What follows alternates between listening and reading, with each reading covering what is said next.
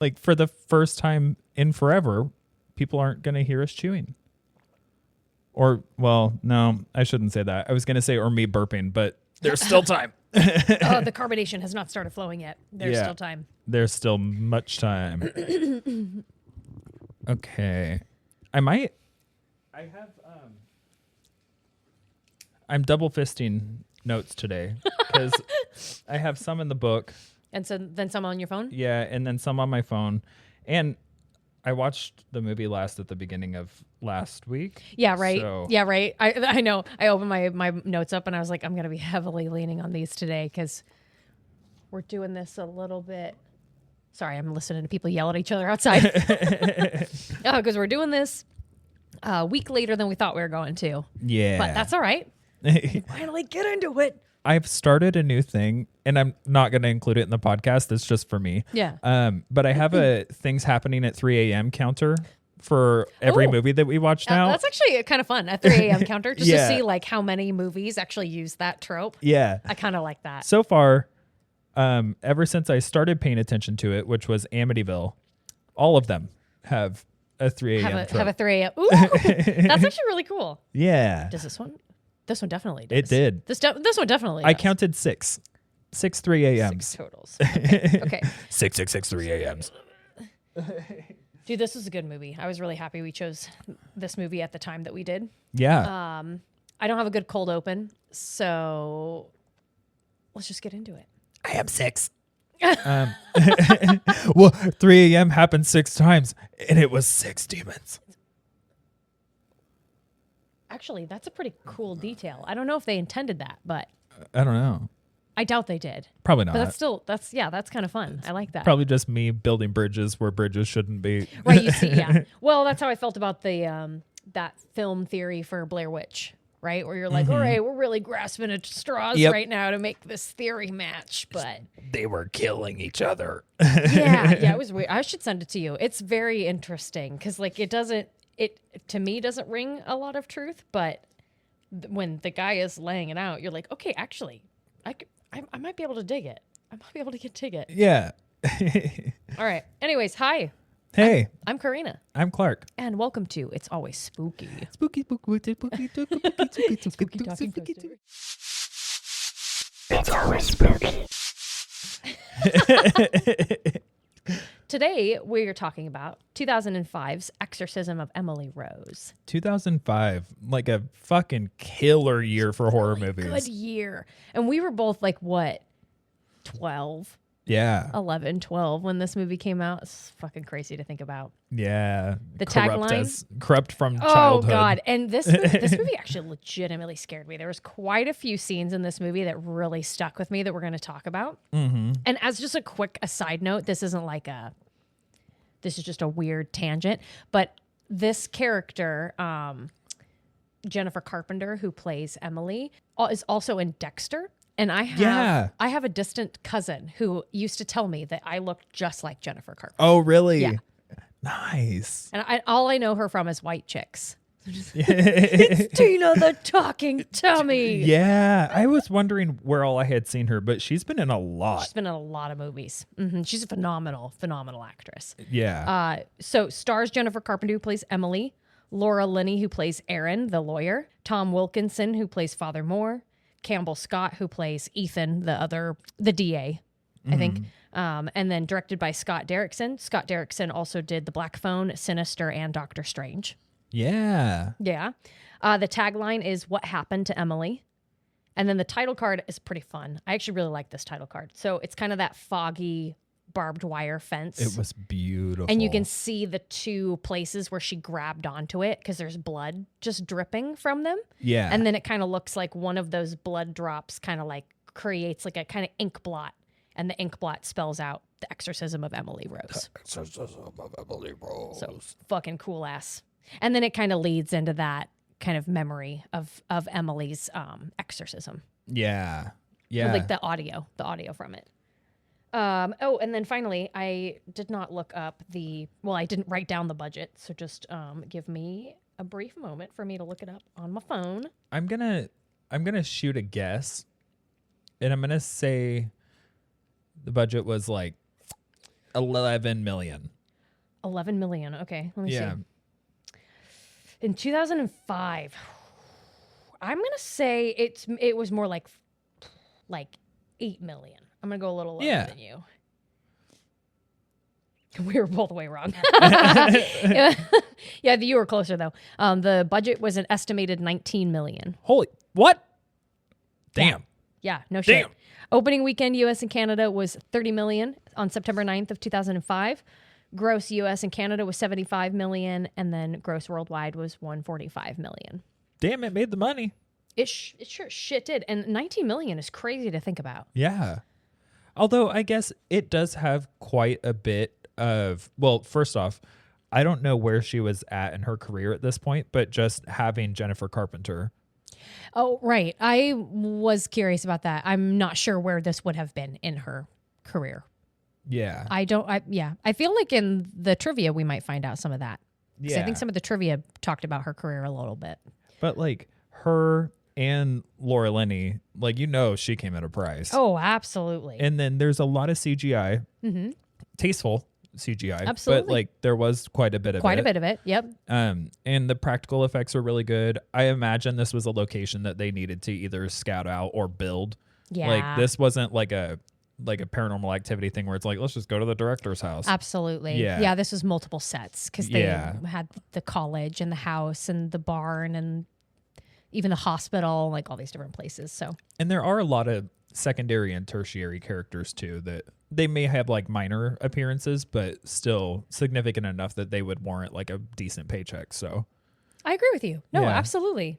Well, should we get into themes before we get into our recap?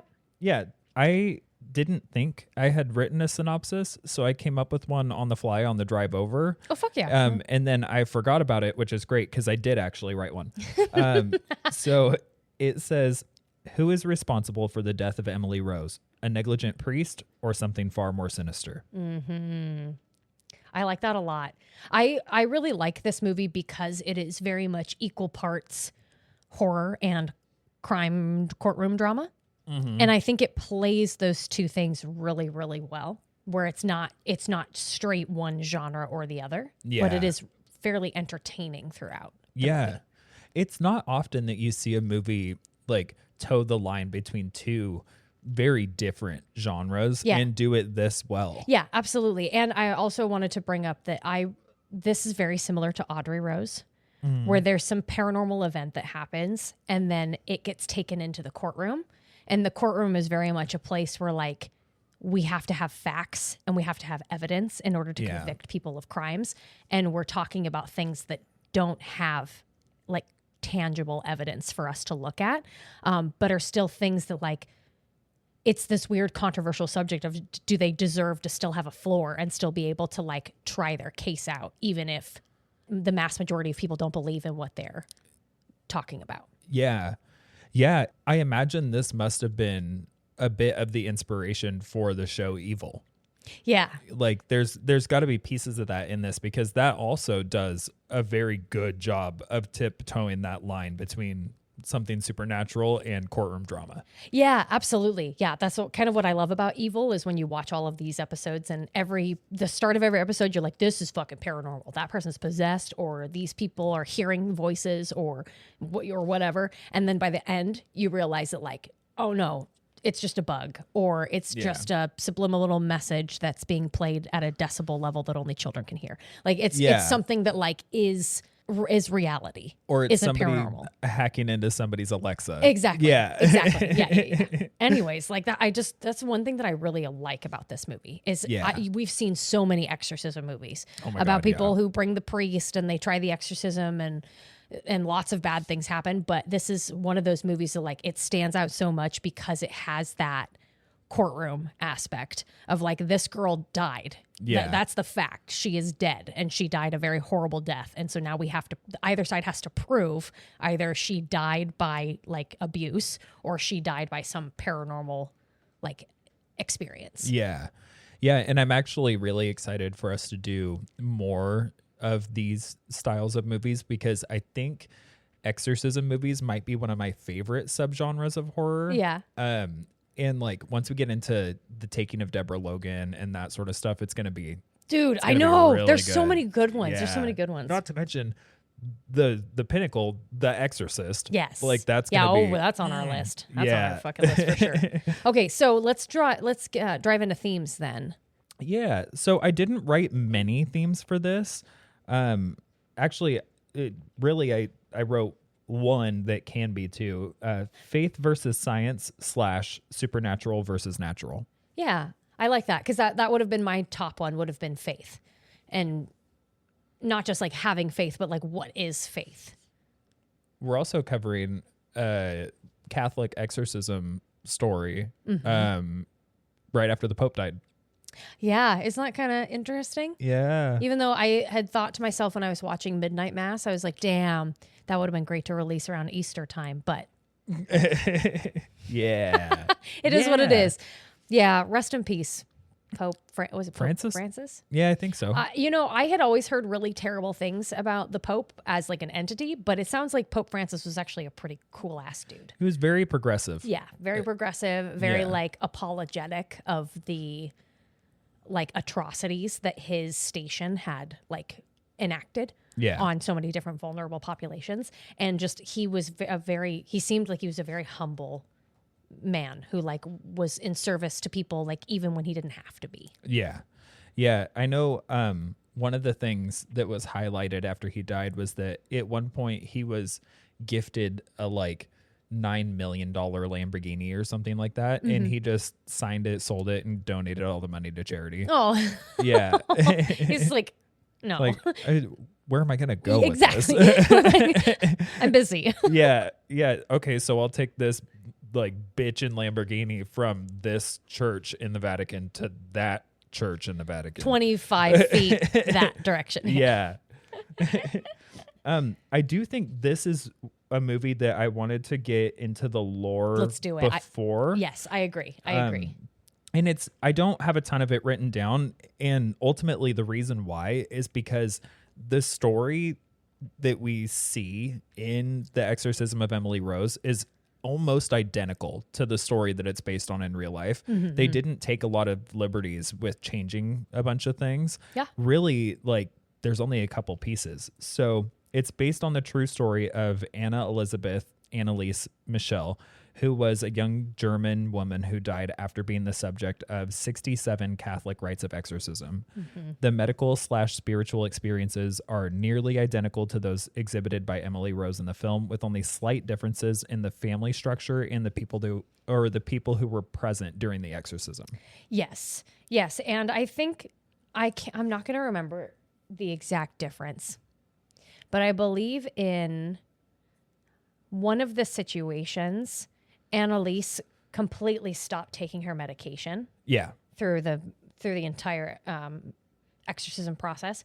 And in the other format, I can't remember which is which, it was a flip-floppy where like she was still taking it for a long time. I think that was the movie, because they were claiming that was part of the reason that she couldn't fight the demons off, was because she was being sedated by using this drug. So that was just like, it was another small difference, but still a difference. Yeah. Of like, this is such an interesting case, right? Because Annalise Michel, she was in her early 20s when she died. And this was like in the 70s when this happened. This was not that long ago. Yeah. Right? But she had the autonomy to say, I don't want to do medicine anymore. I want to just focus on my religion, right? And so you think to yourself, like, and that caused her death. So you think to yourself, you're like, you have these two avenues. You want to respect her and give her the option to do what she believes is right. And that ended in her death. And I'm wondering if this is like a Schrodinger's cat. What would have happened if you would have put her in a coma and given her electroshock therapy and force fed her? Like, would she have had a good quality of life after that point? Or would she have basically just been a vegetable? She would have been alive, but a vegetable, right? Yeah. And that's also because I think in a lot of our listeners might not know, might know, but like electroshock therapy, when you see it in the movies, is very frightening. It's like you see them like leap off the table and like that sort of stuff. And in real life, it's very much not like that. It's like you're sedated and you get like tiny little jolts of things. And it's supposed to be just enough to like kind of shock your brain into having different neural connection rates and that sort of thing. But back then, the therapy might have been quite a bit different. Absolutely. I mean, this was at a time where there were still institutions where people were being tortured and that sort of thing. So who knows whether or not that could have happened. But yeah, I am curious. The thing is, when the church gets involved, and she was already a very religious person. Yeah. But like when the church gets involved, they do tend to just assert that idea, and that's the end all be all. Like, this is what has to happen for us to be able to do this. And they're like, this is absolutely possession, that sort of thing. And the thing with the more medical side of it is that when you get into a space of like, they say that she has, what's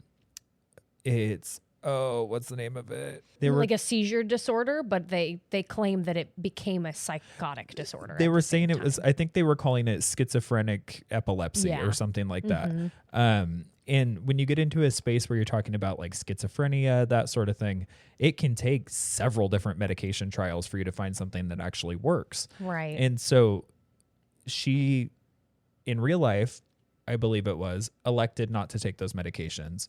But in the movie, she is still using them. And so who knows if, the medications might have been leaning into causing her more distress, but they didn't give the medical staff the opportunity to like change medications and try something new. Oh, it's super interesting. Like I was saying earlier, it's incredibly controversial, right? Because if like they had all of these different ideas for drug combinations that they could try, but she was getting progressively worse. And so it was like they didn't feel like they had any more time, and that they were kind of constantly running into brick walls, and just thought like, and here's the thing too.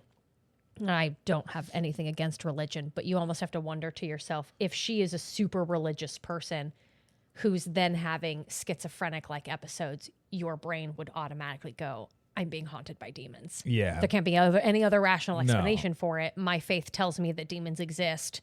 My brain's going to find some way to make this demonic. Yeah.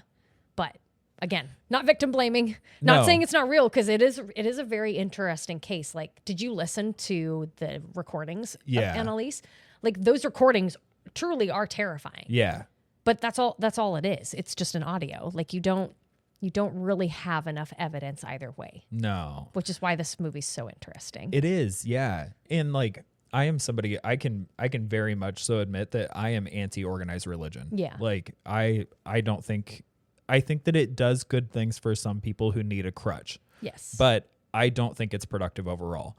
And so that being said, I do find possession and exorcism to be fascinating. Yeah. So like, this is a part of religion that I love to dig into, because it is that point where it's like, can faith bring you to a point of like psychotic break? Absolutely. Yeah. I have a backup question too, because you were saying that you don't like associate or like organized religion, but are you also one of those people that is naturally superstitious, right? Like, I wouldn't do a Ouija board by myself.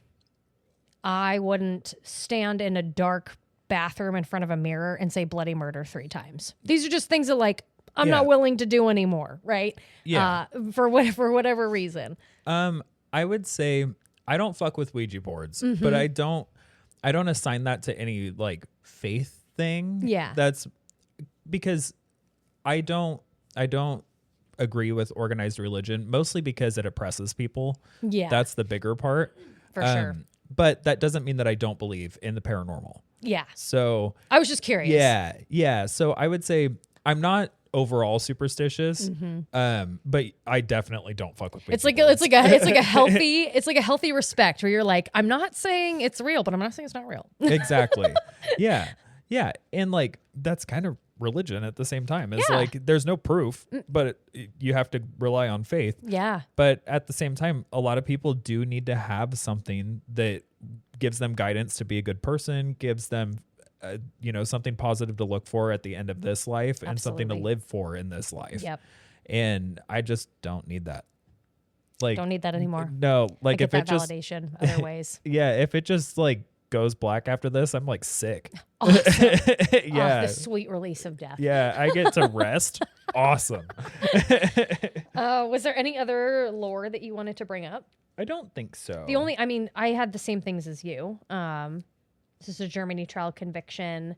Back in Germany, I think it was a doctor and a priest, or was it two priests? I think it was two priests. I think it was two priests and the parents, and they were all like tried and convicted of like manslaughter, like accidental death of Annalise Michel. But the parents were spared their sentence because the courts and the jury had found that they had suffered enough. And then the two priests only served like 6 months of jail time. Yeah. Yeah, which is something. I mean, it's interesting, right? It almost leads you to believe that it happened similar to the way that it happens in the movie, right? Yeah. Where like in the court system, you have to prove without a reasonable doubt that something happened.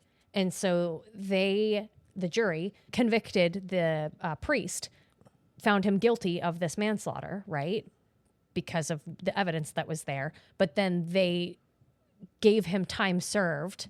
And it was almost as if not like he had suffered enough. It was like we couldn't necessarily prove that you were incorrect either. Yeah. You know what I mean? Like, yeah. We couldn't prove that you were right, but like, we also couldn't prove that like you fucking did it without a shadow of a doubt. And like, you don't have any, I don't know, you don't have any leg to stand on. Yeah. And I think the only thing that gets me about like the priest getting like 6 months is 67 different exorcisms. They did 67 over an 11-month period. Yeah. And I'm like, you get 6 months for putting somebody through that 67 times. Sometimes for 4 hours at a time. Yeah. Yeah. And this girl was like in her early 20s. Like, I can't imagine. And I mean, like, one of the bigger details that is missing from real life to the movie too is that I think in real life, she did so much more damage to herself than you see Emily Rose do to herself in the movie. Like, where she would bark like a dog for days on end until her vocal cords were like hoarse. You know, she did do the praying on her knees until she'd shattered both of her kneecaps.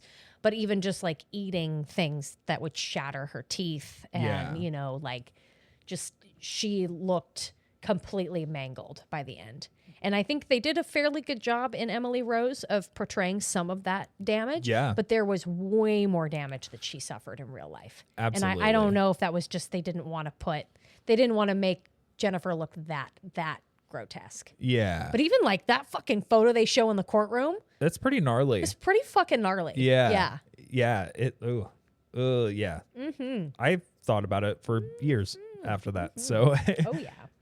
Should we get into our favorites? I'm so down. Let's do it. Let's do it. You want to go first? I will go first.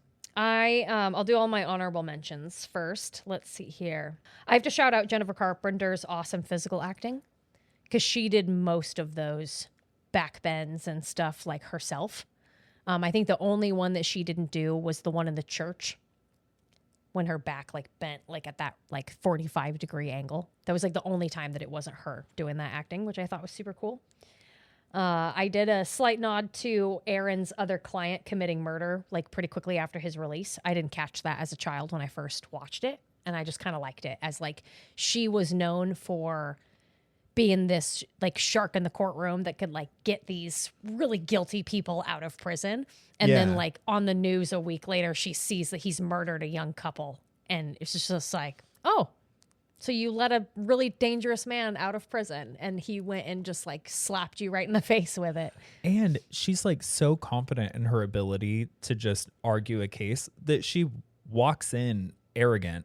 And the prosecutor is like, have you talked to anybody yet? Like, do you know anything about this yet? Uh-huh. And you could see the look on her face afterward of just like, oh, what did I get into? Yeah, no shit. Yeah. Right? Like, this isn't just some other day at the office, right? Yeah. Shout out to the exorcism being held on All Hallows Eve. Oh yeah. Just fucking cool. When the veil is thin. Well, yeah, exactly. And then my final honorable mention was Dr. Cartwright's death. Yeah. Because I liked that a lot. Like, I kind of suspected that he was going to either be too intimidated to show up or that something was going to happen to him and he was going to die. And so I kind of liked that they had that moment where he shows up with Erin.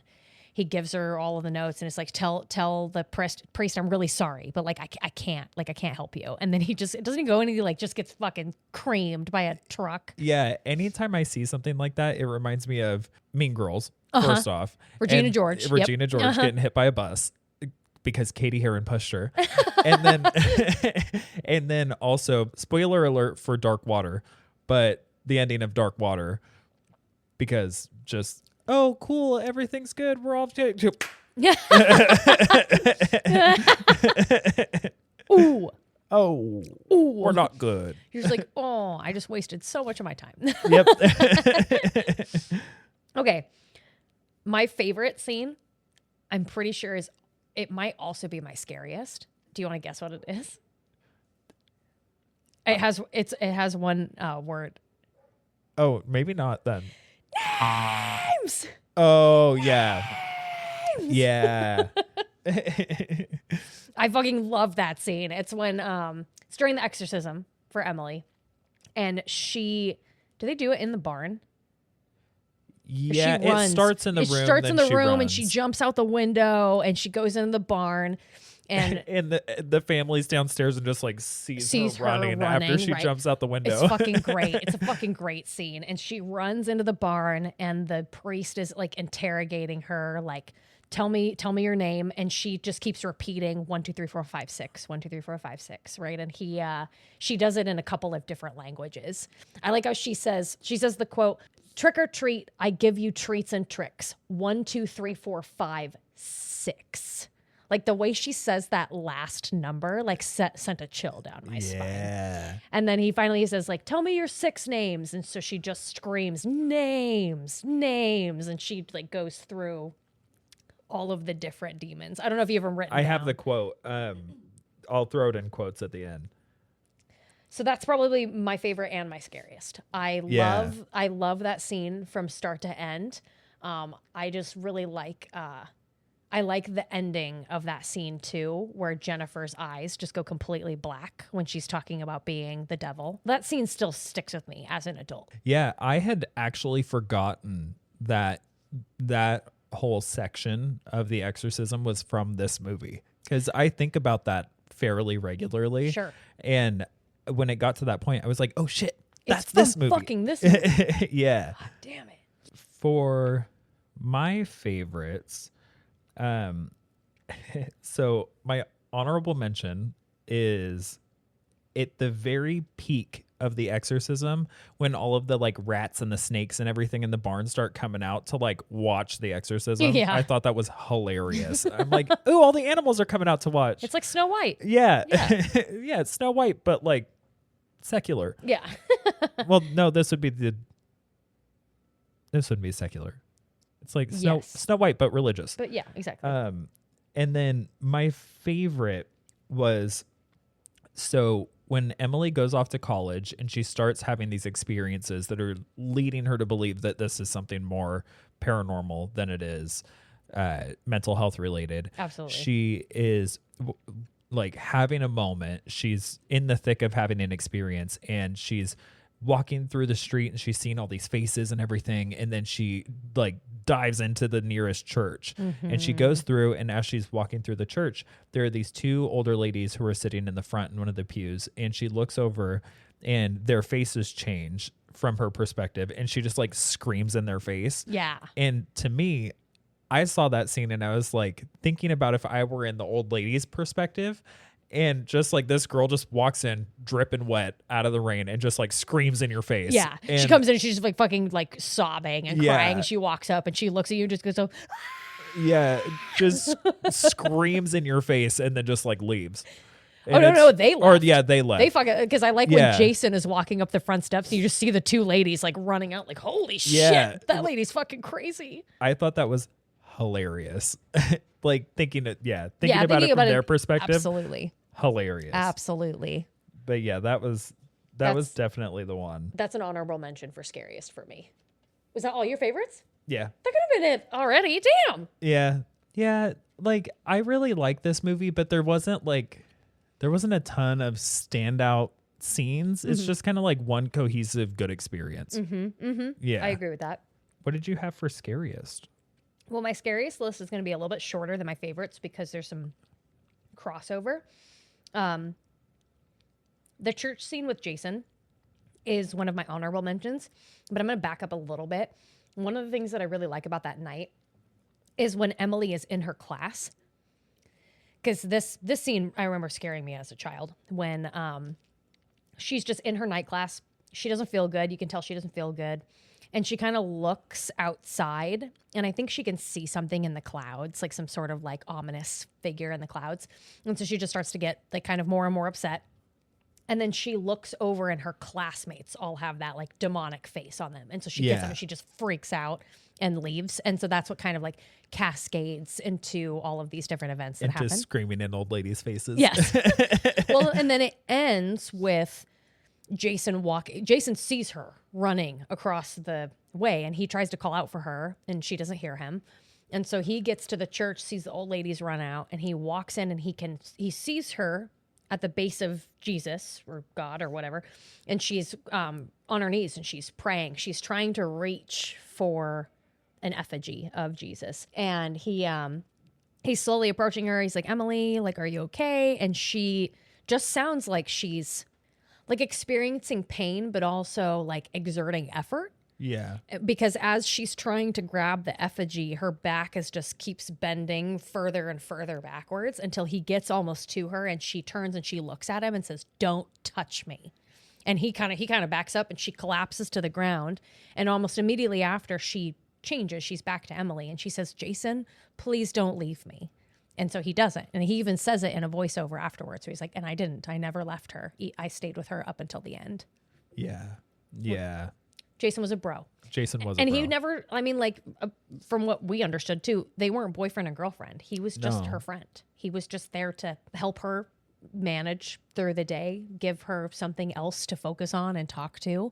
Yeah. I think he did love her. I think he probably had a crush on her, but like they had absolutely no time to focus on any kind of relationship because she was sick that whole time.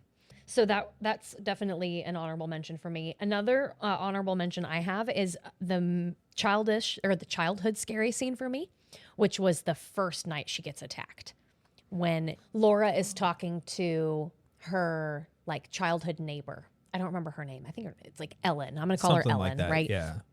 And she tells the lawyer that I used to talk to Emily on the phone, right? Like I would call her on Fridays and we'd talk about her day. And the next time I talked to her, it wasn't her, it was her mother. And her mother told me to call her. She said that Emily had a bad night. And when I called her at the payphone, she was hysterical. And it took her a minute to like calm down. And when she did, she told me the story. And she said she woke up at 3 a.m. and she smelled smoke, like something was burning. And her roommate wasn't there. Her roommate had left for the weekend.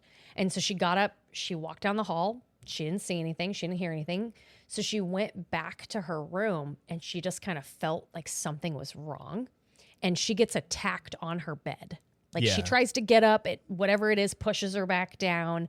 She fights with it for a minute, like with her hands, is just trying to fight it, but she can't see it. And so she's just like crying and trying to like get up. And then it pins her hands down and like it slowly like pulls her shirt up and then lets her go. And so, and like you can see like depressions on the bed and shit, like it's sitting on top of her. And then it starts choking her and it lets her go and she gets up and freaks out and goes to the payphone. So like I remember as a kid, that fucking terrified me. Just being like, oh my God. And that, I'll tell you, is some straight entity bullshit. Yeah. Like from Frank DeFelitta, which fuck that movie. And then honestly, like I think my scariest scene, because I had written it here, was the barn exorcism. Same as Fave. Seeing Emily's eyes is equal to nightmare fuel. Yeah. And then I wrote the trick or treat quote. Yeah. So that's definitely my scariest. That, yeah. it is an unsettling scene. And especially if you put yourself in the shoes of somebody who does believe in this, and who's so young. Yeah. This is like the first time she's ever left her small town. She's ever left her nuclear family. She's going to college. It's already a pretty like stressful situation. Yeah.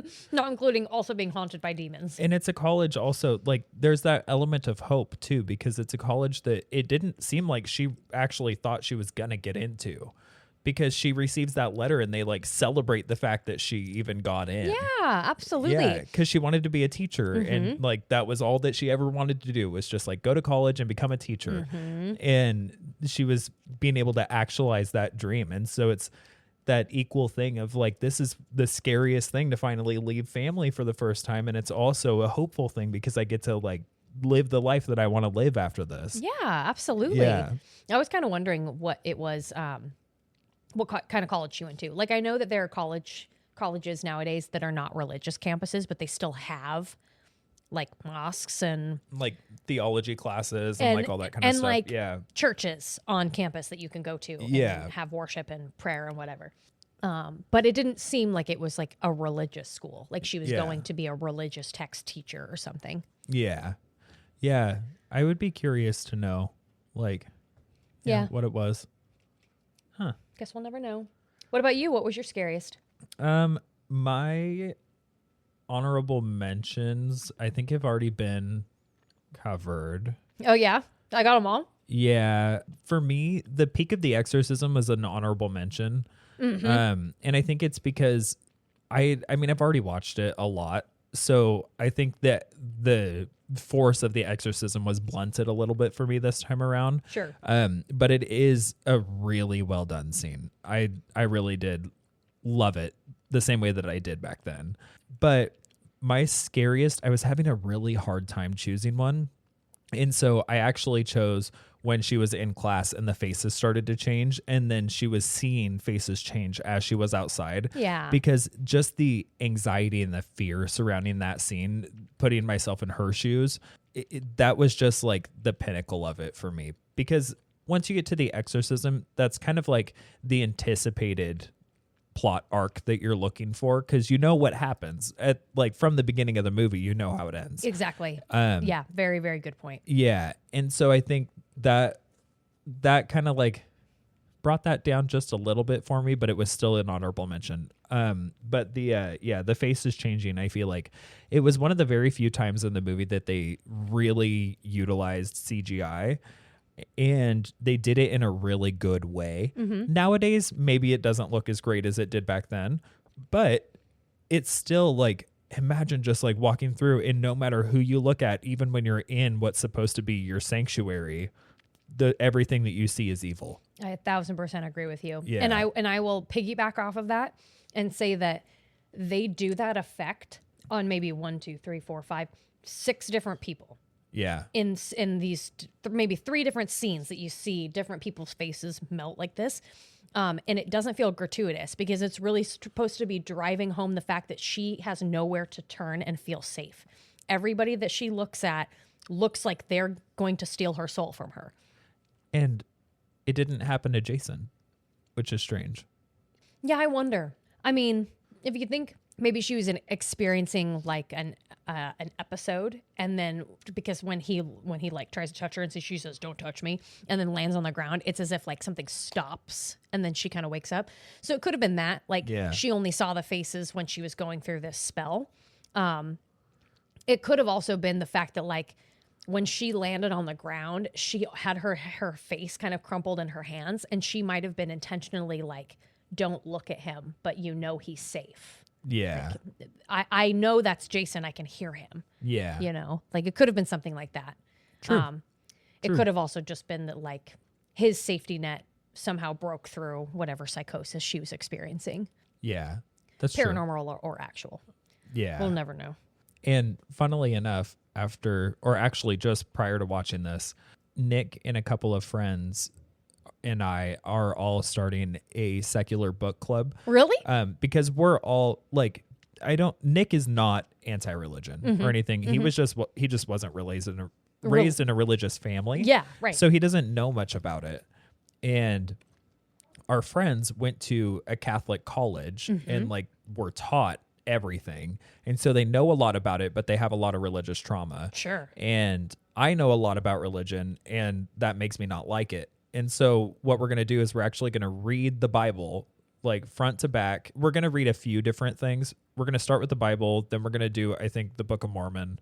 And then we're going to try to find an English version of the Torah and the Quran. Oh, so yeah. that we can like cross-reference Oh, you things. definitely can. And so this is me making an effort to have less harsh feelings toward religion. And it's also an effort for Nick to learn more about it. Yeah, sure. So That's interesting. it's fun that we're diving into a religious subject in the podcast at the same time that we're starting this. Well, it's going to work really well for Midnight Mass. Yeah. Because, damn, just I have a lot of religion in it. Should we get into trivia? Yeah. Okay. Pull it up. Jennifer Carpenter's audition was so convincing and scary that the director decided to cast her right then. Damn. Fucking Christ. You got the job. Got the job. Based on the true story of Anneliese Michel, a young German woman who suffered a similar fate to the fictional Emily Rose in the 1970s, and the Exorcism of Anneliese Michel, an account of the subsequent court case by expert witness Felicitas D. Goodman, an anthropologist called in as an expert on possession. Michelle's parents and the two priests who performed her exorcism were prosecuted, though the prosecution asked that the parents be excused from punishment as they had suffered enough. Ultimately, the accused were found guilty of manslaughter resulting from negligence, and the two clergymen were sentenced to 6 months in jail, which was later suspended, and 3 years of probation. The most significant differences are that Michelle periodically fasted for several months as part of her exorcism and remained on medication until her death, while the fictional Rose was incapable of eating due to demonic forces and decided herself to stop taking her medication with the consent of her care providers. The story was heavily adapted for cinematic purposes. It's that's tragic that happened to somebody in real life. Yeah, right. And you just have to think to yourself, I mean, I know we've done this before where you just like, if even a fraction of a percentage of that story is true, that's terrifying. And that's awful that a young woman had to go through that and die as a result of it. That also makes me feel even more harsh toward the priests because the fasting was part of her exorcism. It wasn't something medical or something within her that was stopping her. They were telling her not to eat. Or encouraging her not to eat. Yeah. Yeah. Fucking Christ. To prepare for her role, Jennifer Carpenter spent hours in a room full of mirrors. She tried out different body positions and facial expressions to see what was the scariest. Jesus. That's Clark's literal nightmare. Anytime something bad or ghostly is about to happen, there's a purple glow somewhere, usually purple light emanating from a window. Oh, yeah. I didn't notice this until I read this, trivia. And I was like, wait, what? Which the one part that I can remember when I rewatched it was when Emily wakes up after her exorcism and she goes outside to go meet with the Virgin Mary. Oh, and yeah. when she steps out onto her porch and it's foggy outside, the front door behind her has a purple glow in the window. Yeah. The silent scream helped Jennifer Carpenter get the role of Emily Rose. Scott Derrickson found it terrifying in her audition. Ooh. I could see that. In real life, Laura Linney's TV turned itself on a few times in the middle of the night during production. Really setting the vibe. That's The Ring, Laura Linney. That's not The Exorcism of Emily Rose. Laura Linney recommended Jennifer Carpenter for the role of Emily Rose after working with her in a play. Linney described Carpenter as the best young actress I've ever seen. She's spectacular. Aw. I know. The filmmakers say they weren't interested in making just another horror movie. They wanted to make a smart movie about whether demonic possession really exists.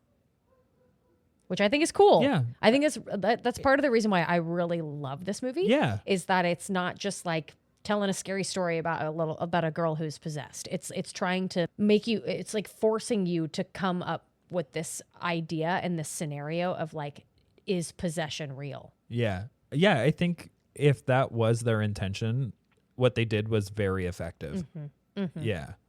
The jury was not given scripts, so they weren't aware of how the case would turn out. Mary Beth Hurt asked them how they would find Father Moore, and the decision was split. Ooh. That's really interesting. Ooh. It would have been a hung jury. Yeah. Interesting. Scott Derrickson had planned on using lots of visual effects to make Emily appear possessed, but after seeing how Jennifer Carpenter could contort her body, he decided he would barely need them. Okay, so we're going to do this. We're going to do this. Never mind. Never mind, girl. You got it. You're on fire. Yeah. Scott Derrickson wanted this movie to make people ask questions and not think that they got the answer. Yeah. I like that too. During production of the movie, Jennifer would often wake up to her radio inexplicably turning on in the middle of the night and playing Pearl Jam's song Alive. More specifically, the lyrics, I'm Still Alive, would repeat over and over. Wow. Creepy. The movie was filmed in Vancouver in 2004, but Scott Derrickson wanted it to seem like it could be anywhere and timeless. Interesting. So much is filmed in Vancouver. I know, right? But it's beautiful. Dr. Cartwright was supposed to have a heart attack, but the studio wanted his death to be more dramatic. So, hit by a car. Mm-hmm. An extra in one scene actually claims to have underwent an exorcism. That's interesting. It doesn't say who the extra is. Yeah, especially since there are like several criteria that you have to meet for the church to even do it. Recommend an exorcism. Right. Or to, I guess, like stand behind an exorcism. So that's a lot. That's a lot. Jennifer Carpenter wasn't able to use both sets of her vocal cords. This effect was done with sound editing. But apparently some people can do that. Like if you listen to like Mongolian throat singing or like beatboxers can sometimes do it too, where they can create more than one sound at the same time. Yeah. It's fucking crazy. Let me see. I would only use that for evil, not for good. Oh, I know. Yeah. Oh, I know. I'd be making the creepiest noises all the time. Into people's Alexas. Exactly. During the exorcism scene, when Father Moore asked for the 6 names of the spirits dwelling in Emily, only 2 actually reveal their names, Lucifer and Belial. The other 4 only say the names of people they have dwelled in. Yeah. Lucifer is commonly identified as the devil in Christianity and is synonymous with Satan in the modern day. Historically, the 2 were separate entities who worked together. Belial is known as the Prince of Virtues, who tempts men with arrogance and women with vanity. Yeah. Dustin Milligan has described his audition for the role of Jason as the worst of his career. Milligan got so caught up in the scene that he knocked a hole in the wall with his elbow. He kept going, attempting to mask the hole by lingering in front of it, but the casting agents noticed immediately, and he was forced to pay for the repairs. I was going to say, so you got the part, but we're going to reduce your pay by however much that costs to fix. And he's like, okay. All right. You got the part because we need to reduce your pay for to fix the goddamn door. Scott Derrickson says that as a Christian, he relates most to Campbell Scott's character, who plays Ethan. There's so many. Okay, I'm almost at the bottom. When Emily gives out a final scream in the barn after the last demon identifies itself, a herd of horses act wild and flee into a stormy night, presumably dying off screen. This is a reference to the exorcism of the Gerasene demoniac in the Bible, when the demons called Legion leave the man they possess on Jesus Christ's order and flee to a herd of pigs, which suddenly become agitated and later drown in a lake. Huh. Jesus. It'd be interesting when you read that in the Bible. Yeah. The exorcism of the Gerasene that demoniac. Should be fun. There's so many fun stories in the Bible. I don't know shit. People trying to kill their sons, people trying to sleep with their daughters. Oh, this is the same story, but it says the barn exorcism sequence is an allusion to the biblical story of the Gerasene demoniac found in the Gospels of Matthew, Mark, and Luke, where Jesus exorcises a group of demons from a town resident, and the demons later flee to a herd of animals that later die. I have exorcised the demons. Sorry about your animals. Into your pigs. Exorcise the demons. It's going to take you 50 years to make back that money for those animals, but no more demons. I have to ask you, I find this so fucking funny.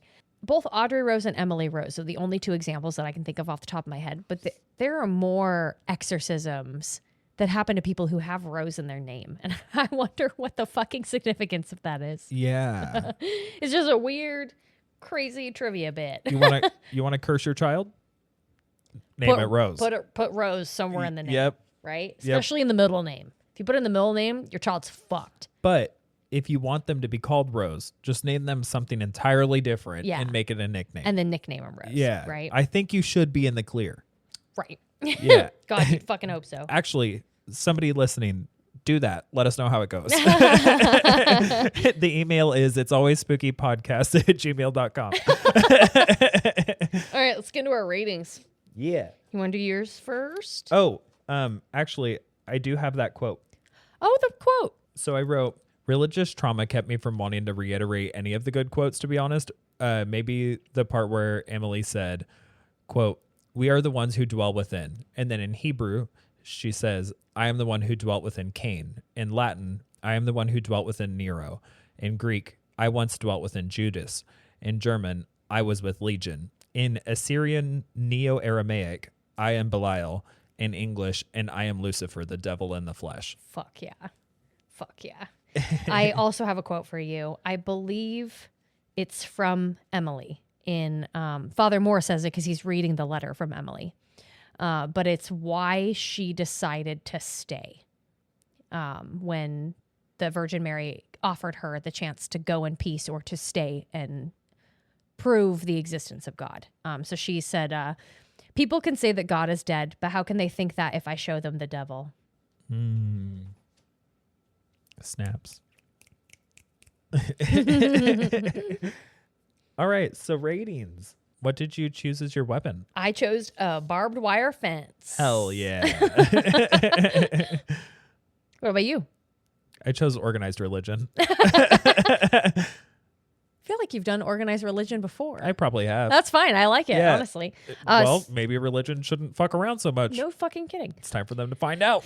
So for quality, I gave this a 3.8 out of 5. Great acting, super entertaining, has legitimate scary moments. For scariness, I gave it a 3 out of 5. I think it's half scary movie, half courtroom drama. Yeah. You know. And then rewatchability, I gave it a 3 out of 5. I find it entertaining, but I know it doesn't get the best like initial reviews from some people. Yeah. It was really funny because I think when Scott Derrickson came out with this movie, it wasn't until like he released Sinister that this movie started to pick up traction. Yeah. Well, I mean, also Sinister. Sinister is pretty good. Sinister fucks hard. I also didn't really like Sinister the first time I watched it. So I wonder if it's just like a Scott Derrickson thing, right? Yeah. Where like sometimes his work is better like the second time you watch it. Right? Yeah. Like a good potato salad, right? You could eat it the first day and it would be totally fine, but if you let it sit in the fridge Yeah. for 24 hours, the next day it's going to be way better. Yeah, you let it sit in its shit for a little bit. It's going to get real Cure good. and all Yep. that, marinate and all those spices. So that's my rating. So my weapon is organized religion, and for all of them, actually, I gave it 3.5 across the board because I felt like 3.5, 3.5, 3.5. Exactly. Yeah. holding up the Yellow signs. cards. Yeah. Yeah. Quality wise, I feel like for the time, especially the effects were good. The practical stuff was good. I feel like it carried a really nice tone. Now hearing about the purple lighting, that's really interesting because in a lot of horror movies at that time, you get like the teal and the red and like that sort of thing. So they used a different lighting method that still delivered a really good result. Yeah. For scariness wise, kind of those same things apply, but I feel like when you create a story that is centered around religion, there's just another level to the scariness. Yeah. Because people fear what they don't know, and they fear what happens after death, and they fear what could run all of this show. Yeah. And so that just adds a little bit more of a existential layer to it that I really appreciate. And then for rewatchability, it doesn't feel long. And something's happening for most of the movies. Yeah. So, and whether that's courtroom drama and it's like this lawyer's getting her ass handed to her, but then she's also handing it to somebody else, and that's always entertaining. Or when it's not the courtroom drama, something is happening to Emily through the whole movie. Yeah. So she doesn't really get a break. No. Yeah. And so it doesn't feel as long as it is, because I think it's like coming up on 2 hours. Or something I think that's around there. accurate. I mean, I Yeah. can look it up, but I believe it's under 2 hours. I don't know that it's that hour and a half mark. Yeah. I want to say it's like an hour 55 or something like that. Yeah. Here, I will look while you're. But yeah, I think it's digestible. It's definitely a hallmark of the exorcism subgenre for horror. Yeah. And so I gotta pay my respects to that. Absolutely. You were Yeah. correct. It's an hour 59 minutes. So Yeah. it's like it's 2 hours long. Yeah. And it feels like an hour and a half. I mean, yeah, it doesn't feel super long. No. It's very entertaining. I think it's a good date night movie Yeah. because it's got some great like courtroom drama. Like if you liked Law and Order, like it's got some good courtroom drama moments, and then it also has like some good like legitimate scares and tension building. All of the actors are really good in it. Yeah. I mean, even some of the like smaller scenes when like the priest is coming over and they send little sister upstairs to go get Emily, and she's like talking to herself and like praying vigorously on the floor. You know, like little teeny tiny moments like that maybe aren't super, super terrifying, but are super creepy and unsettling. Yeah. Yeah. It's just, overall, it's a decent movie. And I can kind of appreciate those movies that highlight some reality, right? Because like I'm sure a lot of people don't know about Annalise Michel. Yeah. They don't know about the atrocities that she suffered. She lived in another country 50 years ago, you know? So like, but a lot of people probably know the story of Emily Rose. And so they're paying homage to this actual event that happened. And while not everybody's going to go and like look up her story, it does allow probably a good subset of people to do that. I didn't see anywhere in the opening or in the ending credits, but I do hope that they would have mentioned the story somewhere in there, because it is pretty much a direct rip of that real life story. So I hope they mention it. I agree with you.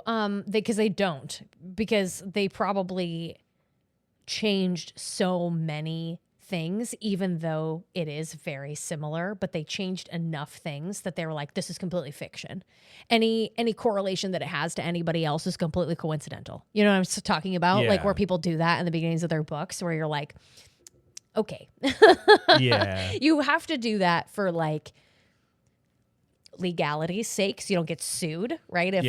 But this is very clearly like it's supposed to be a retelling of a story that actually happened. Yeah. So I agree with you. I don't know why they didn't do any kind of homage, any kind of. Yeah. It could have been as easy as a little in memory of at the end of the movie. Yeah.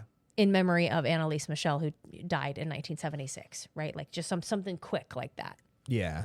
And maybe they just weren't thinking about it because they didn't care, right? They didn't just, right? They wanted to tell the story, but they didn't care that much about like advocacy. Yeah. Which, you know, par for the course. that's I mean, early thousands movies for you. And that's fucking Hollywood for you too. I mean, Yeah. like a lot of times, like even if the movie is all about supporting the cause, it doesn't mean that like they're actually supporting the cause. Yeah. They're just there to make money. And They're just there to make story. money. I mean, I don't know. Like I'm thinking about Jeremy Saulnier's like Rebel Ridge, right? Where like he one day found out about civil asset forfeiture and then just went up down a fucking rabbit hole and was like, oh my God, this shit exists. I have to tell this story. Yeah. You know, is that actually going to change civil asset forfeiture? Probably not. I mean, I don't know, but it's just the idea of like trying to get the message out there, trying to do like a PSA that hopefully more people will digest than they would reading an article on the internet or going and reading about it in the library or what have you. Yeah. Yeah. I mean, reading isn't as popular of a pastime for people anymore. So it's a good way for them to still get a message across. People are much more into visual content now. Yes, absolutely. Yeah. All right. Shall we do our what doing? I haven't been up to much over you the fucking last lazy little piece bit. of shit. Yeah, pretty much. No, it's been a lot of like doctor's appointments and going to work, and then Leela had to have like most of her teeth ripped out. So, and I expected going into her dental appointment that they were going to have to do some removal. But like I was already very anxious about her being under anesthesia. And then they call me and tell me that they have to remove like 20 something of her teeth. Holy shit. Yeah. Oh my God. Yeah. So how many does she have left? She has like, I think 7, Oh. something like that. She has 3 of her canines, which is hilarious because her Wow. lip gets a little snarl to it sometimes. Oh. But she has enough that her tongue is still in her mouth. Good. That's the canines keeping it in there. Yeah. And so she still has her tongue in her mouth, but she did have to have a lot removed. And then since then, it's been like the first night she was whining all night. And so oh my God. I'm like, are it's you like okay? So hard. You're just like, I can't take this away from you. Yeah. And then over the last few days, it's been a lot of just her acting like normal in energy wise and that sort of thing, but abnormal in wanting to eat. It's been a lot of just like being at home on alert, not sleeping. With the beeps. Yeah. Yeah. Trying to. Have you been reading at all? Yeah. Like, I was going to look through Storygraph because I know I finished something.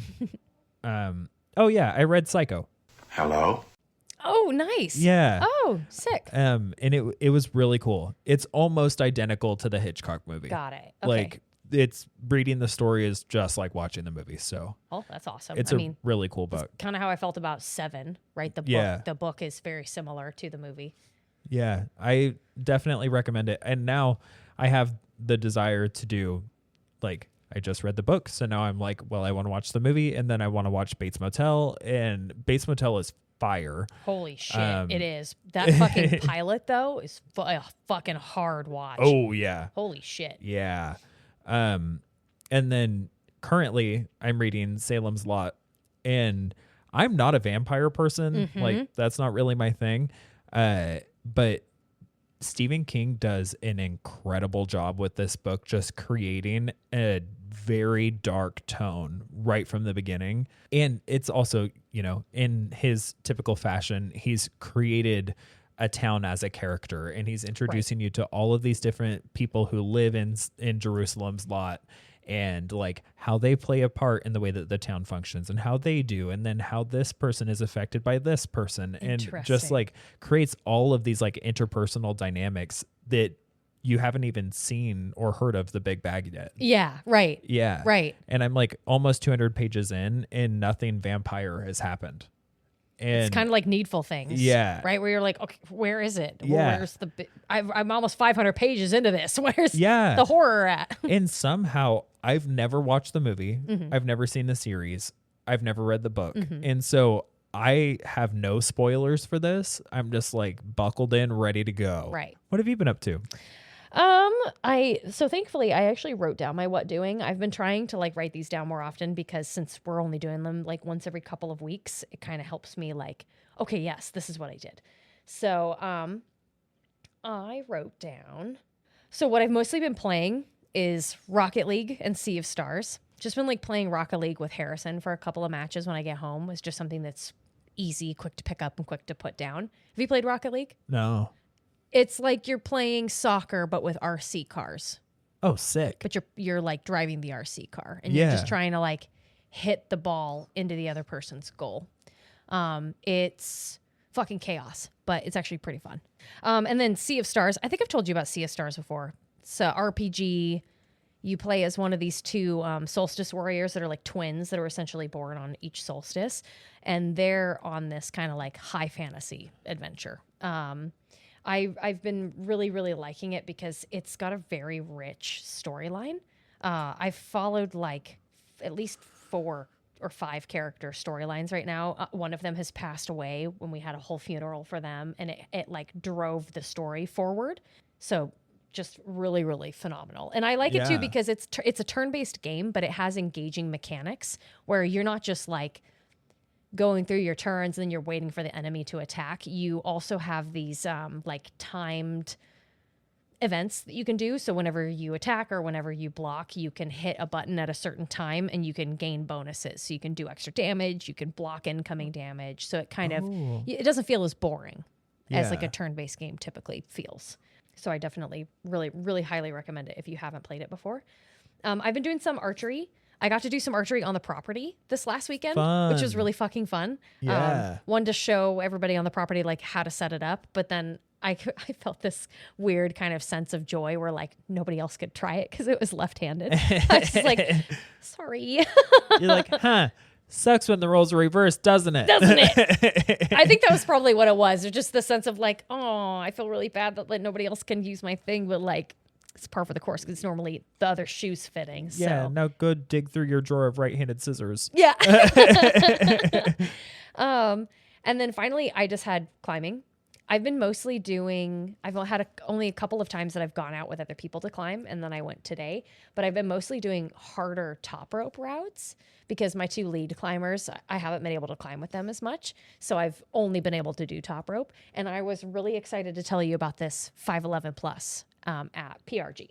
I'm going to find out how easy it is to try and explain this. But the final move for this route was like both dynamic and really controlled. It almost felt like a dyno where you have to like try and get all 4 of your feet up off the ground and like grab onto the final hold. And so like you basically have these 2 big jugs, nice jugs right here, right? And then I just had kind of like a ramp. It looked like a half moon, but it just had like a flat surface on the top. And then my last hold was like 4 feet that way. Fuck that. Maybe like 3 feet that way. And so I Yeah. kind of like, I looked at it. I was like, how the fuck am I supposed to get over there? And so I thought to myself, I was like, okay, what I need to do is I just need to like pull my body and kind of almost run up this little ramp and reach up and grab this last hold.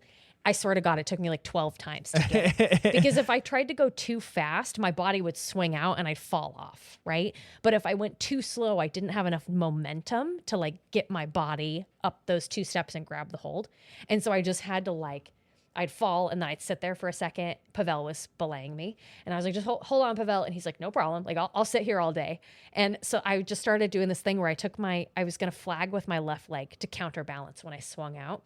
So I just put my right leg on it and just tried to find the right balance point. Like what part of my toe has to be on this hold that I can do a little hop up and like step up on this knee. Yeah. And when I finally got it, like there were several times I'd reach up and I'd touch the hold, but I wouldn't grab it. Right. And so I'd be like, fuck. And so on that 12th time, when I reached up and I grabbed it, I was like, ah! I fucking did it. You're like, I'm so good. But I want to tell you about that because it's fucking Yeah. awesome. I was telling Harrison, I hope that the next time we all go together, I can show it to you guys. Yeah. Maybe it'll be easier now that I've done it so many times. Yeah. I think the only other thing I will end with is this past weekend we got to go to the property. So we got to spend time with Harrison's family. We got to celebrate both him and his mom's birthdays are in April and May. Fun. So that was really, really cool. It was a gorgeous fucking weekend. We got to work on the property on Saturday and then have birthday on Sunday. And for our work for the party, we strung up a new electric fence around the garden, which has been like a 5-year project at this point. Wow. To like take out the old rotting wooden poles, take down the old fencing. The deer and the elk came in, they ate everything, including they pruned all of the fruit trees so we didn't get any fruit last year. Of course. So then they had just like a temporary fence that was up just trying to protect like Katrina's asparagus and like some of her other plants that she had in there. And so I think it was in February we pounded all of the new posts. I think like over the last few years the property has like expanded the garden. It used to be this tiny little plot and now it takes up like a significant section. We pounded the posts in and then we completely covered the entire thing in 3 rounds of electric fence. Nice. Oh, and installed 6 gates. So it's like beforehand they were just using like wood gates that had like chicken wire on them. Yeah. And we actually invested in like metal wrought iron gates. So there's 6 of those in there too. Nice. And it looks so good. I'm very, very excited for the property. It looks very nice in comparison to like with Katrina's greenhouse in the background. Like it's all coming together and it looks fucking awesome. Oh, that's so cool. So I'm always happy when progress is being made on the property. I love seeing projects like that come to fruition where it's been years in the making and then now it's like, look at that. Look at it. Yeah. It has been really cool. I've been one new thing that I'm trying to dedicate myself to, just to kind of give myself some more purpose on the property, is that I'm going to start documenting our progress. So documenting footage of the work that we do on the property. And then at the end of the year, we can have kind of like a little mini slideshow of like, hey, look at all this stuff that we did. Oh, that's cool. Yeah. Cause I think that a lot of times we all of us, it's nobody to nobody's like fault. We all get lost in the sauce and we're all just working and we don't take the time to like document it. Yeah. And then you don't really have like a good litmus test for like what actually got accomplished this year. We have meetings where like we